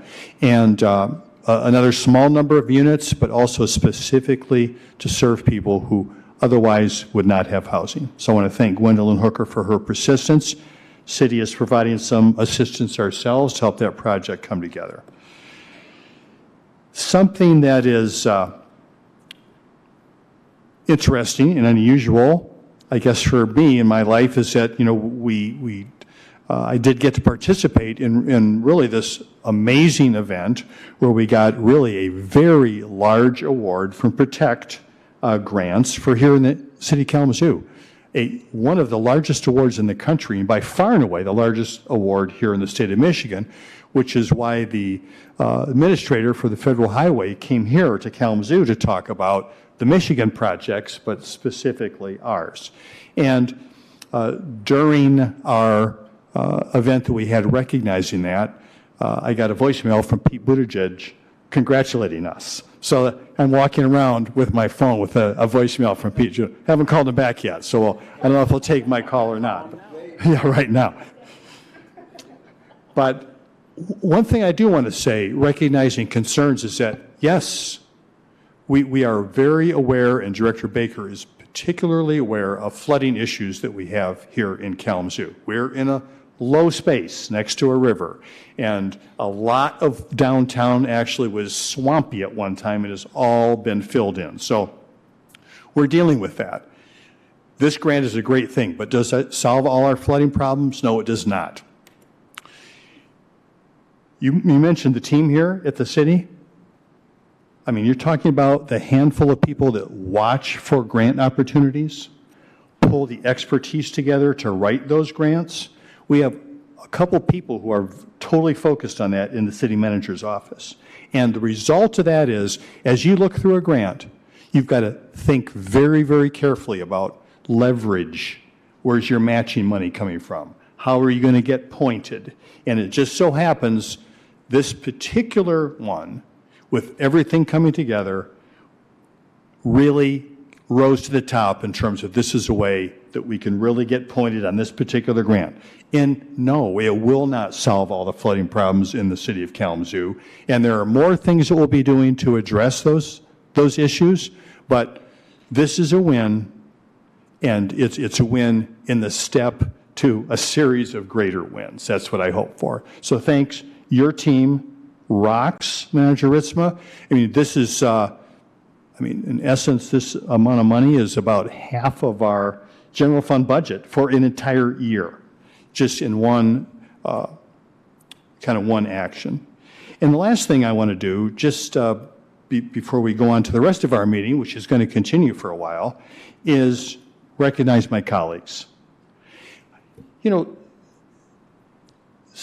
sometimes it is not that easy recognizing that we are trying to do the best job we can here, and not everyone's going to be happy. And some people are going to be deeply unhappy. And yet, there's a group of people that I have the honor of serving with who are willing to be in that space and sometimes perhaps be accused of things or yelled at. But underneath all that, you're doing this because you care about the city, everybody that lives in the city, and do a very good job of not personalizing that, but trying to take the high road. And it is an honor for me to serve with you and your team, Manager Marissa. I appreciate it very much. So, as far as extending our meeting here, guess what? We have another closed session tonight, which seems to be the order of the day as it goes on. And I've got a question for Attorney Leal here. Will we be coming back into open session? No, Your Honor. Okay, so there's no action. When we have a closed session, just as a reminder, we might talk about some things which are attorney-client privileged, which is the only way we can go into closed session. But if we're going to take an action on that information that is provided to us, we must come back into open session to take an action on that. That's not something we can do in closed session. So no action required, evidently. This will be information. But the next thing we'll have to do is have a motion to go into closed session. Is there a motion? So moved. Motion made by Commissioner Pradel. Support. Oh. Supported by 3 people. Okay, excitement about a closed session tonight. Yeah, supported by Vice Mayor Hess. Clerk Borling, can you please call the roll? Vice Mayor Hess. Yes. Mayor Anderson. Yes. Commissioner Cooney. Yes. Commissioner Decker. Yes. Commissioner Hoffman. Yes. Commissioner Pradel. Yes. Commissioner Wilson. Yes. Thank you, Commissioners. The motion passes. We will not be coming back into open session. So, I love you, Kalamazoo. We are adjourned.